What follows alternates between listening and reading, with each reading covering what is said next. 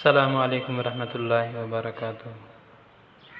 ایک مسئلہ جو شب بارات والی رات کے اندر پیش آتا ہے وہ یہ کہ نوافل کی جماعت کرانا جائز ہے یا نہیں۔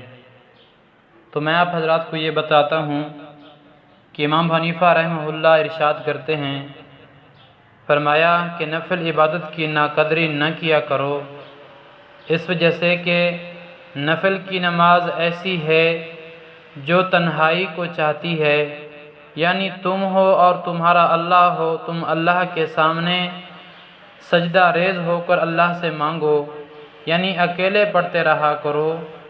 جو آدمی نفل نماز کی جماعت کراتا ہے گویا کہ اس نے نفل عبادت کی ناقدری کر دی ہے، لہٰذا اس طرح سے جماعت کرانا مکروہ تحریمی ہے۔ لہٰذا نفل کی جماعت کرانا اور صلاۃ تسبیح کی جماعت کرانا دونوں ناجائز ہیں۔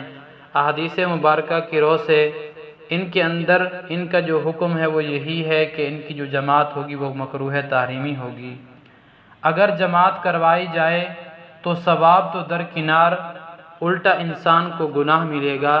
لہٰذا شعبان والی رات کے اندر، شب بارات والی رات کے اندر جماعت کرانا نوافل کی ناجائز ہے۔